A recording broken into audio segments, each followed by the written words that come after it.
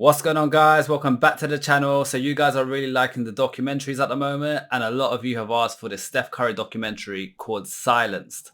We have no idea what to expect from this or what it's even about other than Steph Curry, but we're gonna find out what it's about. Before we do, guys, smash that subscribe button because we don't want Yass to get silenced now, do we?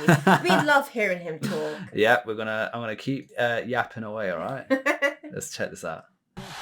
Now the Warriors just inbound, and that's it. There's a new NBA champion, and it's a team from Toronto, Canada. We They lost. Are now we the champions, the Raptors, the 2019 NBA champs.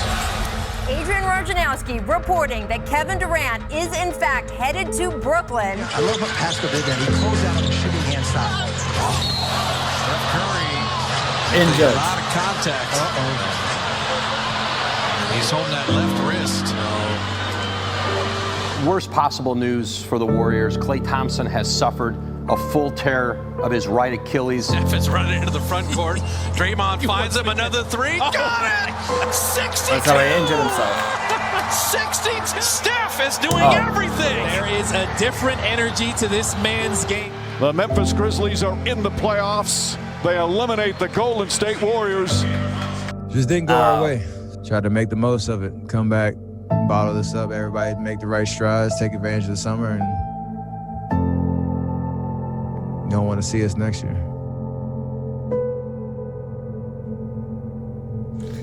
That's the thing with us, because we only watch like NBA highlights and parts. We think, oh, Steph Curry's career is just up. Yeah. But this is gonna clearly show us the downside, or the times where he struggled and it has been difficult, which will be an eye opener.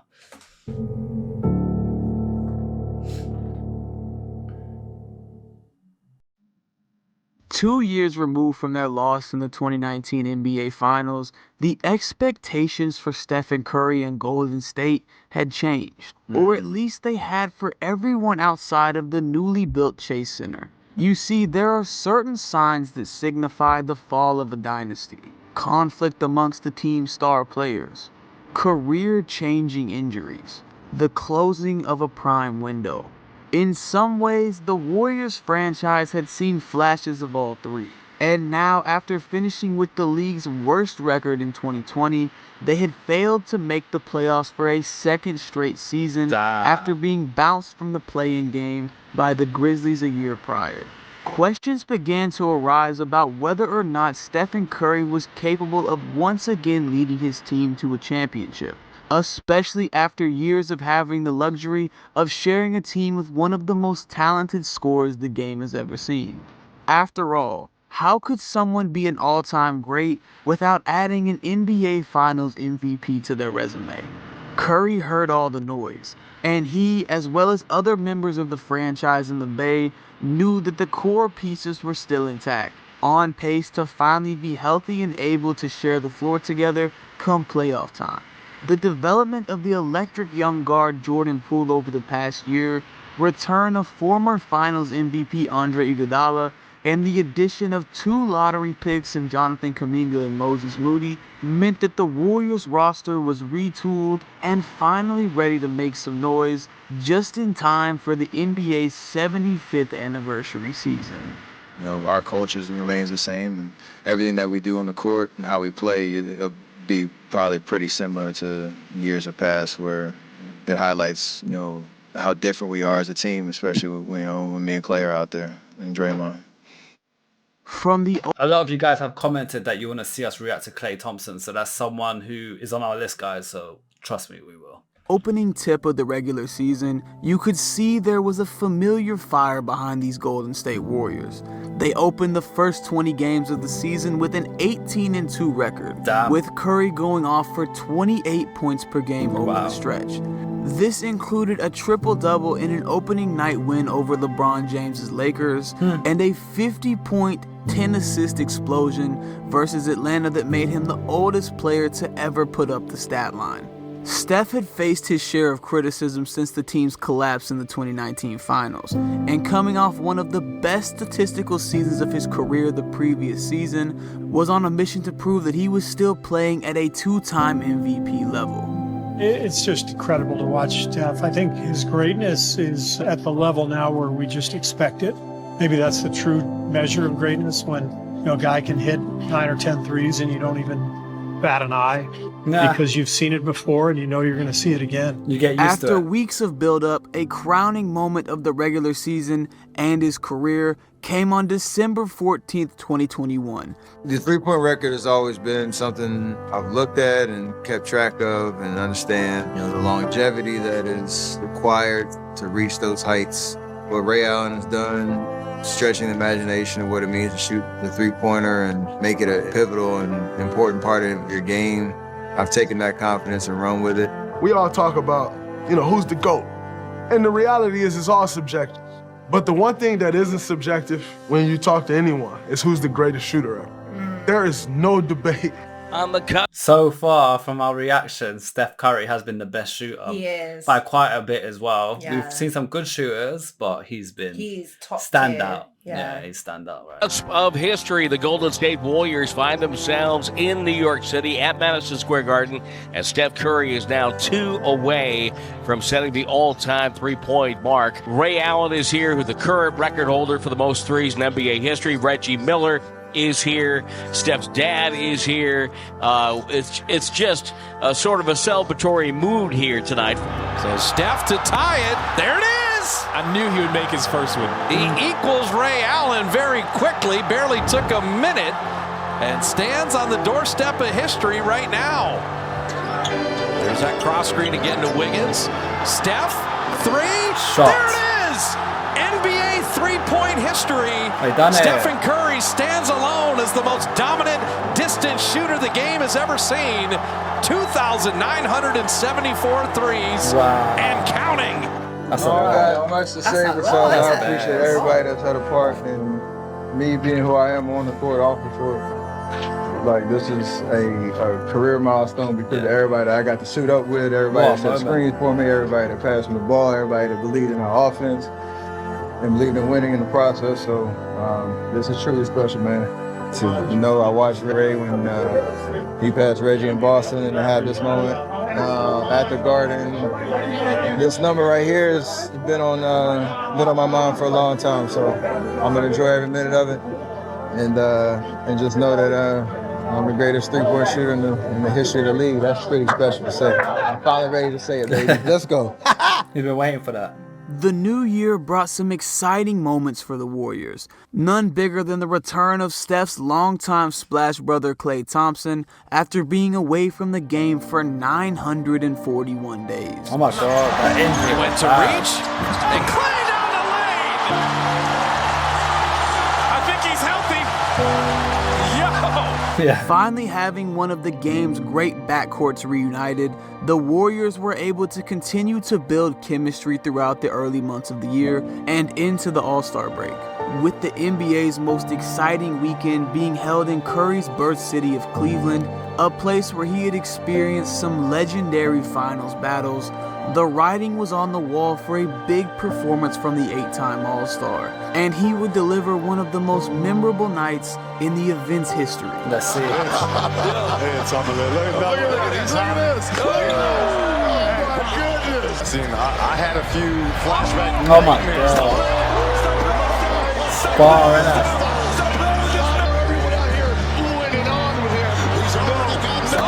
us. He's the most consistent three-pointer, and he does it from deep. Yeah. Like, deep. We've seen him take shots from his side of the court. And they're going in. Yep. I don't know how. More than once as well. Wasn't a one-off fluke. He's done it more than once. It's been crazy. This is the key keep up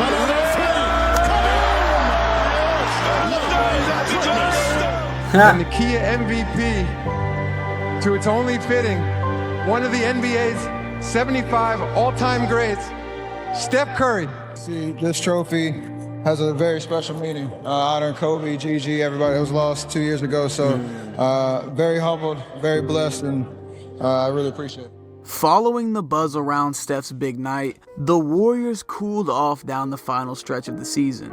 Despite the team's championship core still being intact, they were dealing with a crucial injury to their glue guy Draymond Green, and experienced the growing pains that come with incorporating so many new pieces into the fold. As Golden State continued trying to build chemistry, on March 16th against the Boston Celtics, they would be hit with another devastating blow. Now the Warriors being kind of grimy defensively. But Marcus Smart saves the possession, but again, Tatum drops it. Yeah, so here it is right here. Steph and Marcus are going for the loose ball. Marcus dives, and he goes right into Steph's knee. In order to be healthy come playoff time, Stephen Curry would miss the final 12 games of the regular season, in which Golden State would go 5-7 to end the year.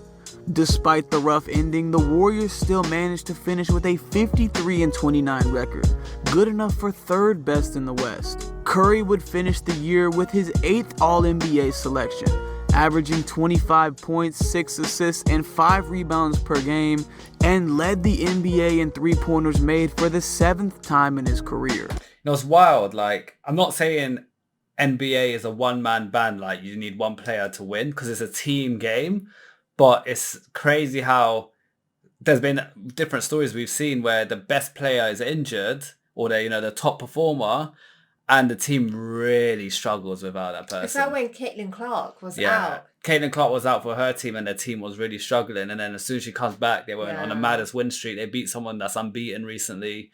Like, it just shows. I'm not saying they are everything, but they hold a lot of weight in that team. They are very valuable for their team. Mad valuable. Yeah. Golden State now turn their attention to the postseason, with their trio of Curry, Thompson, and Draymond all finally being set to be active and sharing the floor for the first time since the 2019 finals. Only this time, the mission was to once again bring gold home to the Bay. Round 1 would see the Warriors match up with soon-to-be back-to-back MVP Nikola Jokic and the 6th-seeded Denver Nuggets. Curry was set to make his return in Game 1, but was regulated to a role off the bench for the first time in his playoff career, playing with a minutes restriction to err on the side of caution. This opened the door for Jordan Poole to make his playoff debut as a starter, in which he'd explode for 30 points in a 123-107 win in Game 1. It was clear the Nuggets just didn't have the firepower to hang with the high-scoring offensive attack of Golden State, as the Warriors began experimenting with a deadly small ball lineup that included Curry, Poole, Klay, first-time All-Star Andrew Wiggins, and Draymond Green at the 5. The fast-paced scoring would lead to Steph dropping 34 points in 22 minutes off the bench in a Game 2 win. And once he returned to the starting lineup, Golden State would complete the gentleman's sweep, winning the series 4-1. Round 2 would be Golden State's greatest challenge yet, as they faced a team they knew all too well following their elimination the previous year. The young Memphis Grizzlies had been on a tear during the regular season. We've reacted to that guy. I forgot his name now. The one that does the mad jumps. Oh, yeah. Yeah, that's him. Earning the 2 seed after riding the momentum of rising star Ja Morant, matchup nightmare Jaren Jackson Jr., and a group of gritty role players. This would be the first playoff series that the Warriors didn't have home court advantage since the 2018 Western Conference Finals against Houston. But Golden State would enter Game 1 with revenge on their minds. Well, he's got to take it personal if they're going to defend him with a small perimeter guy. Oh, Gary Payton with the flush. Goes right at Bane. Curry, step back 3. Three-pointer, yeah. Steph Curry with his 5th three-pointer. Inbound to Thompson. Thompson fakes, fires three-pointer. Bang! Klay Thompson from downtown. They would complete a 117-116 win in Memphis, led by a 31-point performance by Jordan Poole off the bench. Curry and Morant had combined for 58 points, going back and forth in a contest that showcased a battle of the present and future at the point guard position. So this Morant guy is very good. He's competing with Curry. Like he's young and hungry. Curry is very experienced, but there's something about that young hunger, man. Got something to prove. Despite taking the loss, Ja, who had been a force all season long, gave the Warriors a front row seat to his growing greatness in Game 2. 7 to shoot. Morant looking for a runway. Now a step back for Morant. Yes! Memphis leads by 1. Switch. Now he's got Poole. The shake. Got him.